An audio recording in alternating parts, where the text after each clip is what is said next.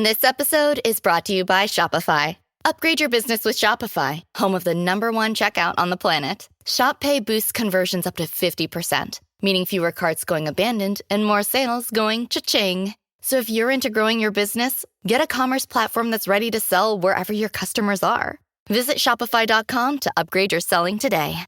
You are listening to a Pleasure podcast. For more from our Sex Podcast Collective, visit pleasurepodcasts.com.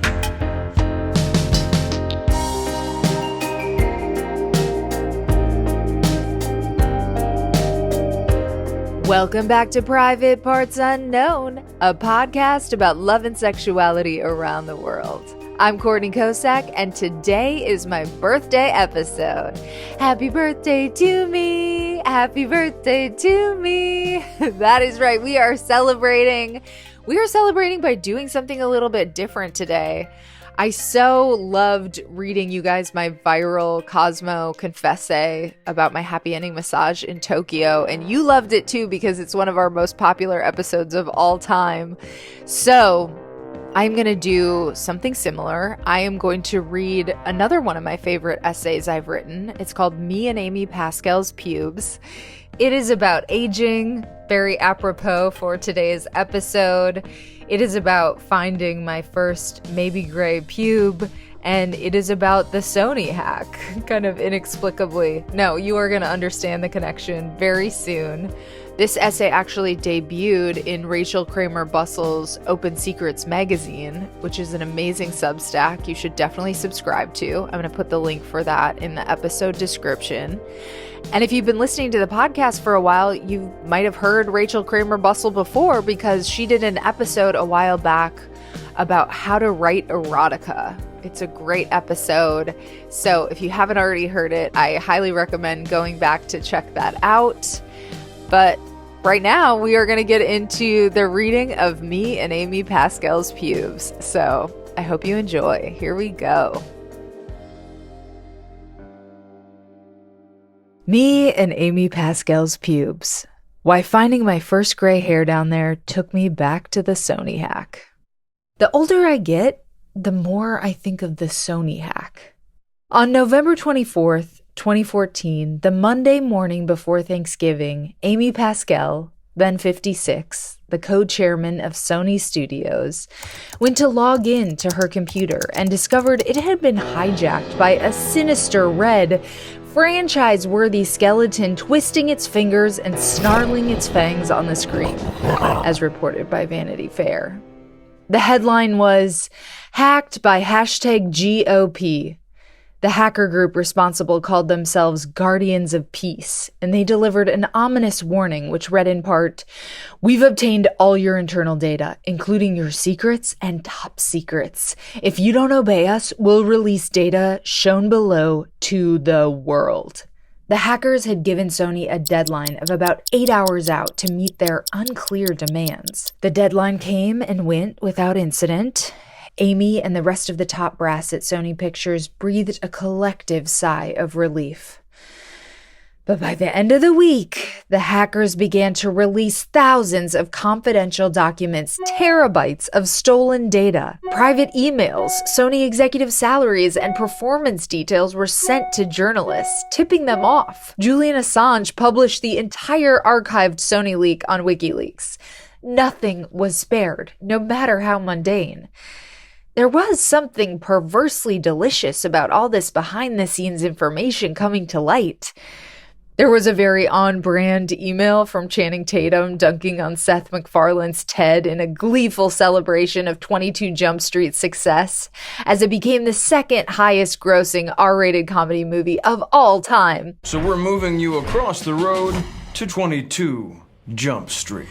F you, Ted, second of all time, bitch. Come on, Jump Streeters, we got Kate Blanchett with this box office, bitches. Of course, Tatum was a victim too, but in a winning sort of way. Not everyone was so lucky. Everything down to Amy Pascal's orders from Amazon was exposed. Journalists churned out roundups of Pascal's order history.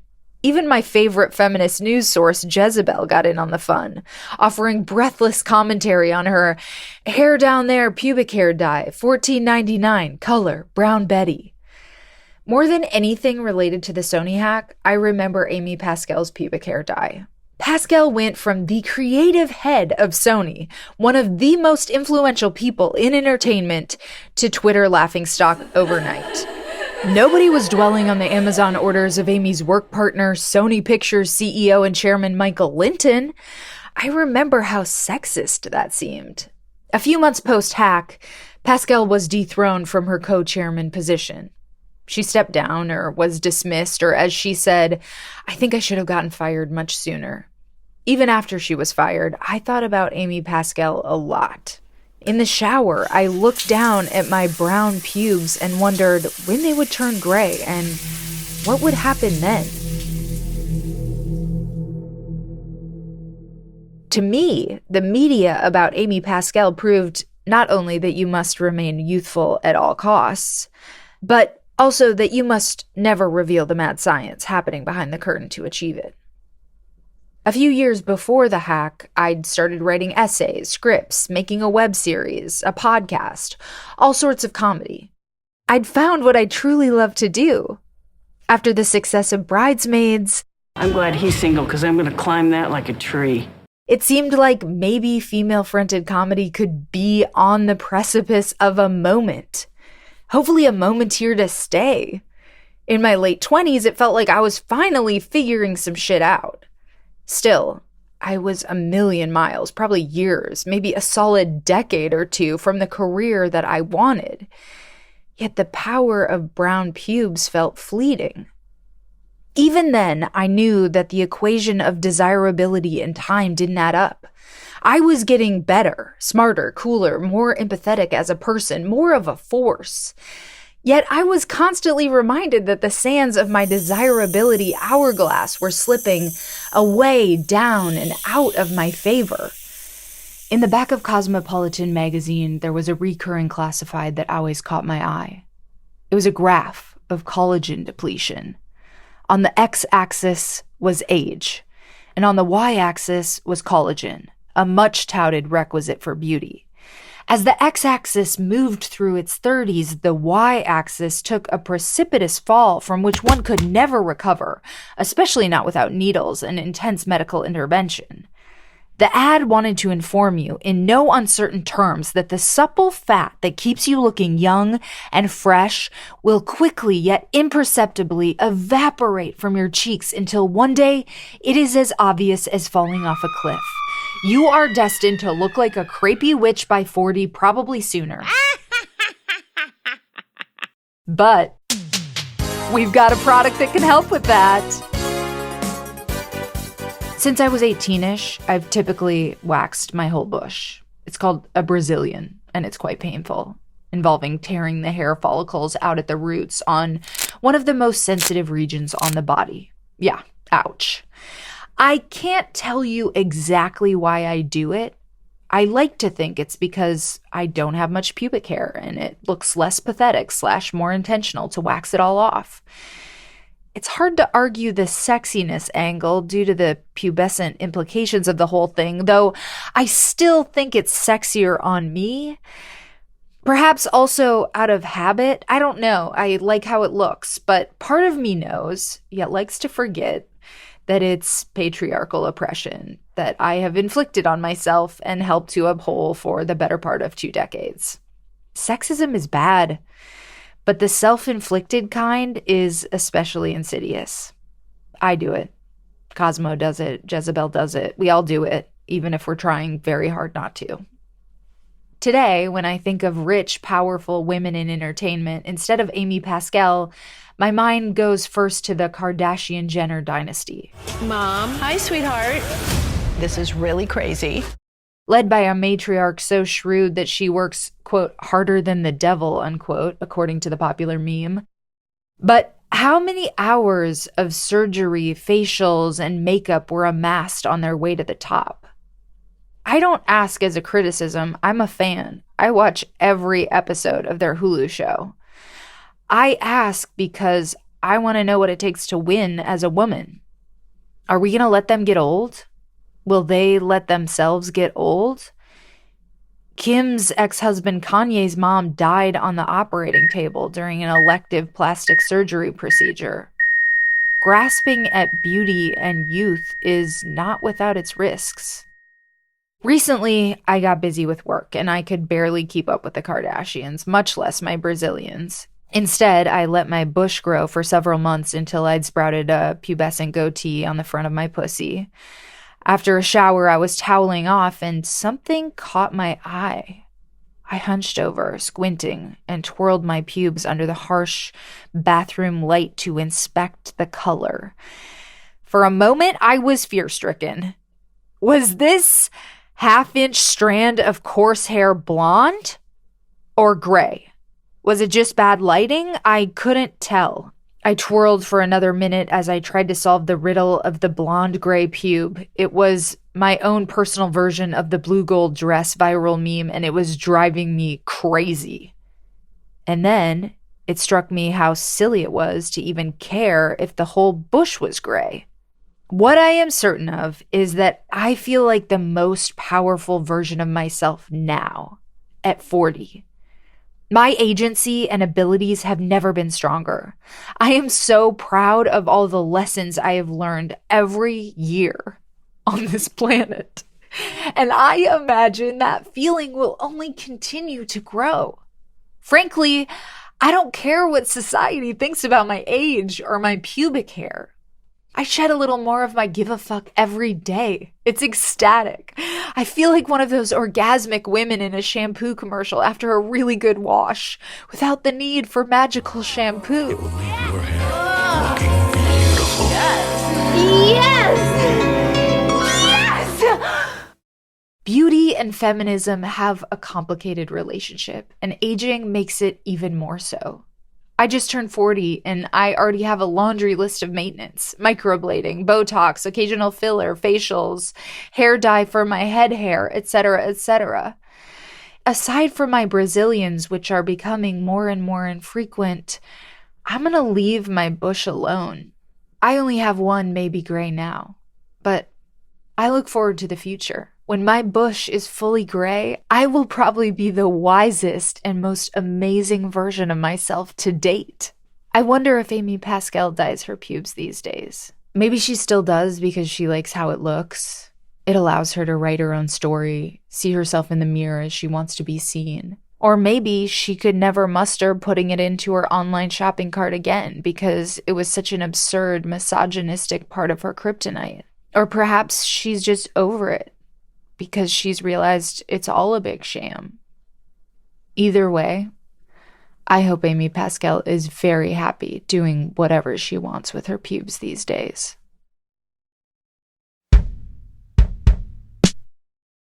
This episode is brought to you by Shopify. Upgrade your business with Shopify, home of the #1 checkout on the planet. Shop Pay boosts conversions up to 50%, meaning fewer carts going abandoned and more sales going cha-ching. So if you're into growing your business, get a commerce platform that's ready to sell wherever your customers are.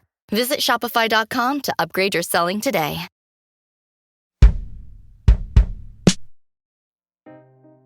Whew, I got a little emotional reading that. I hope you enjoyed me and Amy Pascal's pubes as much as I do. It is seriously one of my favorite essays I have ever written. And thank you to Amy Pascal for just being such a bad bitch of Hollywood. I freaking adore her, for the record. This pubic hair debacle was not about her at all, and it should have never been public discourse. Amy, I hope you're doing great. And thank you to Rachel Kramer Bussell for letting me read this essay on the podcast today. Definitely check out Open Secrets magazine. There is a link for that in the episode description. And here is a little preview from when Rachel was on the podcast. For a very brief moment in time, I had a website called Sarah Palin Erotica, and it was like fan fiction about her, because sort of like, not that she's like Monica, but she was someone who people were just intrigued by, and I was intrigued by just how ridiculous she was, and I thought it would be an opportunity to sort of make fun of that within an erotica context. I think I took it down because I was worried about the Secret Service coming after me or something. So check out Rachel's full episode about how to write erotica. I hope to have her back on to talk about motherhood very soon. And thank you for tuning in to this episode of Private Parts Unknown. Stay tuned right here because I've got another sexy episode coming your way next week. And if you want to get me a birthday gift, hey, I would not be mad at you. I would love some new ratings and reviews for the show, reviews especially. And guess what? You can rate and review the show no matter where you are listening from by going to ratethispodcast.com/private and leaving a 5-star rating and review. Or you can rate and review directly in whatever app you're listening to the show on. And it truly means the world to me to see those rating and reviews come in. It would be the best birthday gift. So again, ratethispodcast.com/private. Just leave a 5-star rating and review, and I thank you from the bottom of my heart. And thank you for helping me celebrate my birthday like this. I absolutely love you, privates. Until next time, stay curious and keep exploring. Love you, privates.